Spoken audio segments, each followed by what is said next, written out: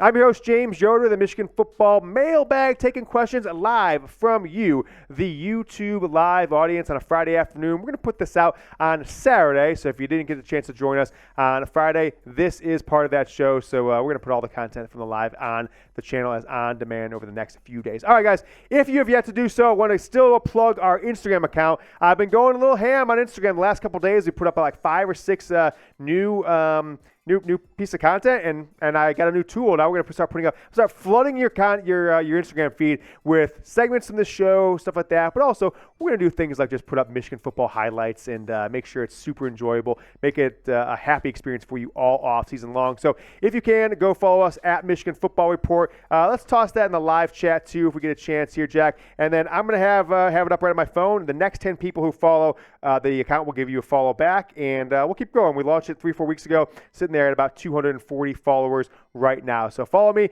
and we'll give you guys a shout out we'll give you guys a follow back here momentarily. I think did I put a link to it anywhere in the oh, there we go. It's actually right there, Jack, where my mouse is. I got it. So guys, I'm gonna put the link to the Instagram account in. It is in the live chat there. So if you want to click on that, follow us on Instagram. We'd certainly appreciate it. All right, let's dive into it. The first question from Steve Go Blue. Let's take this question from Steve. He's saying, alternate universe, Harbaugh hires Ryan Day as OC, offensive coordinator, from the 49ers in 2017. So if my math's correct, that would mean that Urban Meyer didn't hire him there, right? 2017 offseason going into the 2017 season. Ryan Day was the quarterback's coach for the 49ers, Chip Kelly, in 2016.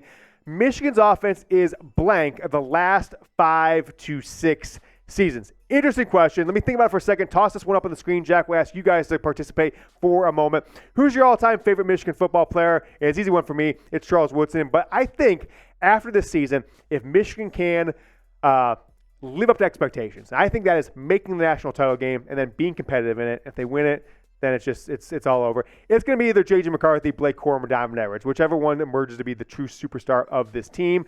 But right now it's still Charles Woodson. Braylon Edwards is probably second place for me. But let me know what you guys think down in the comments. Love to see who you guys think your all-time favorite Michigan football player is. Back to the question from Steve.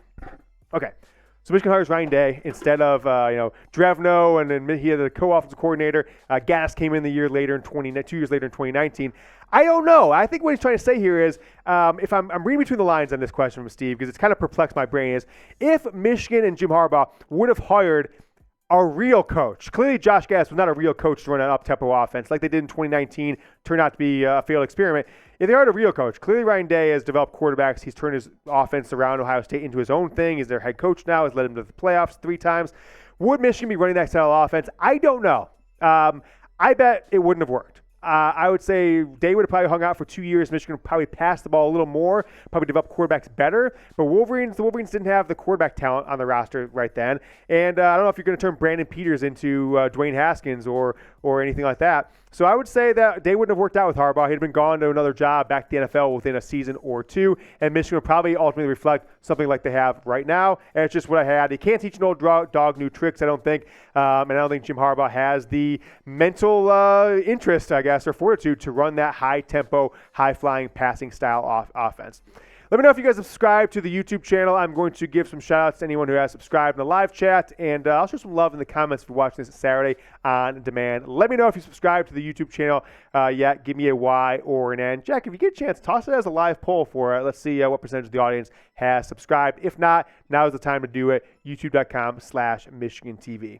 Question from Steve O. Baby that came in the live chat a few moments ago. I like this question. I like this question a whole lot. He says, where is the question at? It was, it's right on my screen. What do you think should happen to Jim Harbaugh if he doesn't win a national championship and he's 1-6 in bowl games? So if Michigan goes into the CFP semis again this year, you got to give Harbaugh a lot of credit from where they were in 2020, 2-4, looked like a program that was just in complete disarray. Changed things around. I think he kind of declared bankruptcy in some way on what he thought about how he's running the program. He said, "We're going to run it my way or die trying."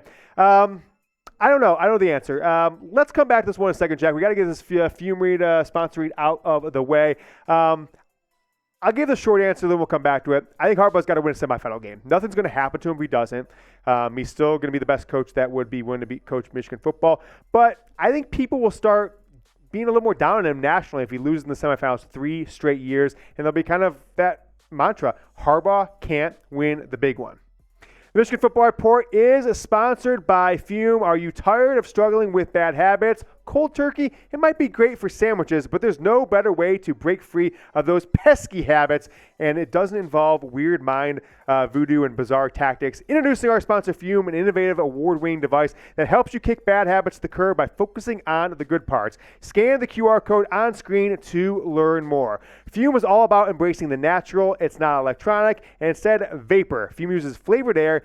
Best of all, it's free of harmful chemicals and it's packed with delicious, all-natural flavors. The adjustable airflow dial and movable parts and magnets make it perfect for fidgeting, which can help alleviate stress and anxiety while you break your habit. I wasn't sure what to expect from Fume at first, but I was pleasantly surprised by the taste, feel, and look of my Fume. Breaking a bad habit can be tough. With Fume, it's easy, enjoyable, and even fun. With over 100,000 customers and countless success stories, there's no reason that you can't be next. Start your journey towards a healthier lifestyle. You see the flavors there on screen with me. It's tryfume.com/chatsports. Use the promo code chatsports or scan that QR code on your screen if you're watching from your computer or from a TV. Just scan it right there. You'll pop to it. This is my Fume right here. It has not any sort of bad products. It just kind of, you can twist it, makes a cool sound, and then turn it, take a little puff, and you got whatever flavor you have in there. I've got one of the flavors in.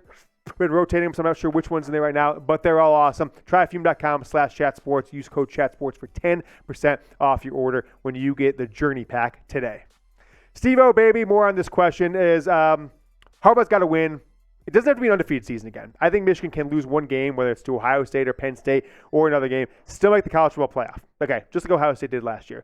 But they came into those 2 CFP games, I think, in 2021. We're just glad to be here. We'll see what happens. It's an SEC team. Last year, they overlooked, right? Never will Michigan again, I believe, get such a easy path to the national championship game, right? Because this year, you're not going to get a TCU team that you're more talented at almost every position. You're not going to get that again. And you probably are never going to get that again because after this year, it's 12-team playoffs. You're going to have to win at least 3 games, if not 4, to win a national title. So Michigan blew an opportunity this year. They need to come in hyper-focused on winning that semifinal game. If not, Harbaugh can't win the big one. It's just going to be the mantra. And Michigan will be 1-7 in bowl games. They win that one. If you go to the national title, get a second win in the semis, I think whatever happens in the title game is what happens. Sloppy T Go Blue. What kind of name is that? Can you bring back the campaign to get Michigan and Ohio State to both wear home uniforms for the game? Hashtag Michigan. Hashtag Bo. So, Jack, we saw this question early. You told me we were prepared with my prior statements on this portion of the show. Here's what I say. Folks, Michigan and Ohio State should be wearing all homes or color rush uniforms. What are the color rushes? I think for Michigan, it's clearly the all blues, the best chance they've got as a true color rush. Ohio State would be the all scarlets, all reds. Here's a little example we tossed together. We put this in the show last year before the Ohio State-Michigan game. Wouldn't this be great, no matter where the game was, at home or away? And here's why it's even more great, okay? Something's going to happen next year that I don't think you're prepared for. I don't think I'm prepared for it. I don't think most people realize it. The Big Ten's going to do away with divisions. Michigan and Ohio State are not going to be in one division playing to go to the Big Ten championship game. There will likely be multiple years, many years, maybe the first year, maybe in 2024, where Michigan and Ohio State are going to play on a Saturday.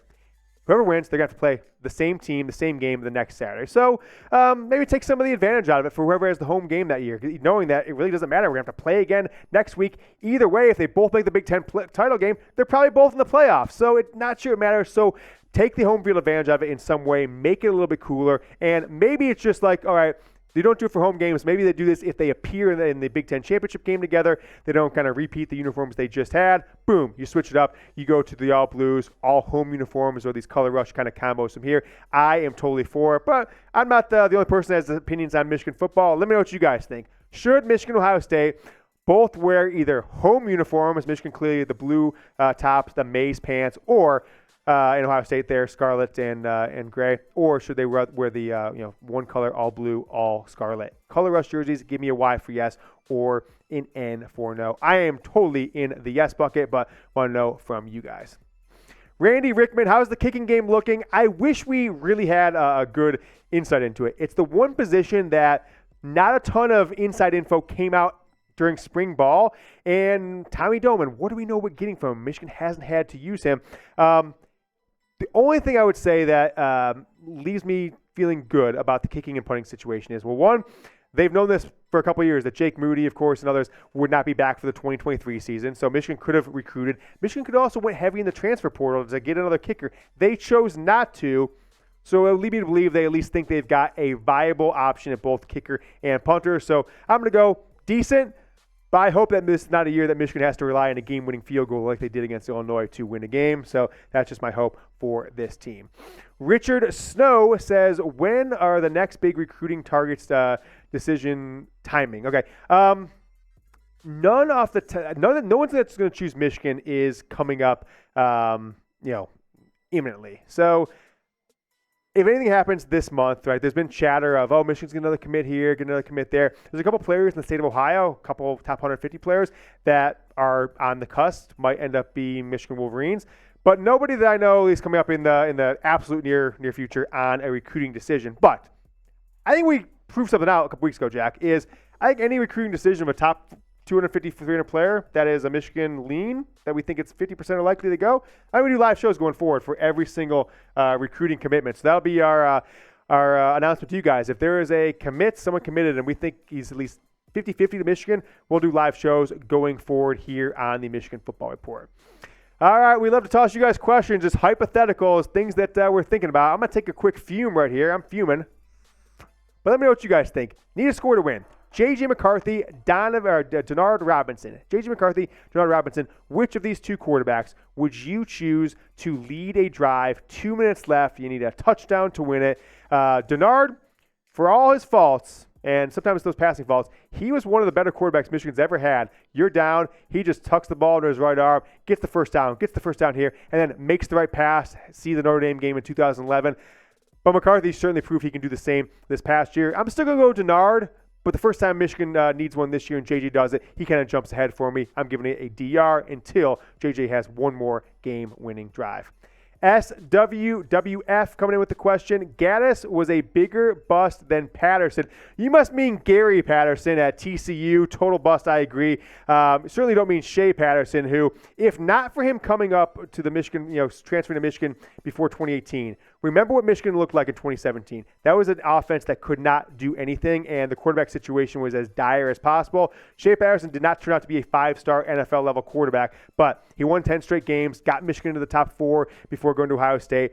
Really, his legacy is hurt by the fact that the defense gave up 62 points and 56 points in back-to-back games. Clearly, Shea didn't do enough to win those games either, but I don't think he's as bad as sometimes people want to compare him to John O'Corn or to quarterbacks like that. Shea was a very good quarterback for Michigan, although not championship level. Jay coming with the question, Harbaugh's beaten Ohio State 2 years in a row and won the Big Ten. Of course, he can win the big one. He'll win a playoff game and hopefully a natty this season. Fair. He's won the big one against Ohio State. So monkey off back, right? Harbaugh's had quite a few monkeys he's had to get off his back. Clearly, winning a Big Ten championship, Ohio State, those were two that hit it. But think about back to 2021, the early part of 2021. One of the monkeys that Harbaugh got off his back, Nebraska, Wisconsin. Those teams in 2021 didn't turn out to be very good, either one of them. But a lot of people thought Michigan would lose both those games, right? Going to rowdy Wisconsin in the 4th or 5th game of the season, and then following that up the next week, going on the road to Nebraska in a night game, and had to come back and win that game, right? That game was, Michigan was going to lose it. They got a turnover, right? I think it was Michael Barrett that got the turnover on the fumble, and then Michigan got in there, got the score. I think it was a field goal to win the game. He got the road monkey off his back. Then another one going on the road and beating Penn State in a comeback, right? Comeback win, and kind of culminated with beating Ohio State at the Big House. One more this year, undefeated season, then be able to beat Ohio State on the road. The next one he got to get off his back to clearly win the big one, national championship. But prior to that, going to win a top 5 team out of conference that's in the college football playoff this year, win that semifinal game. You do that, there's very little that people can knock Harbaugh for. But if you lose in the CFP semis again, I don't know, can't win the big one.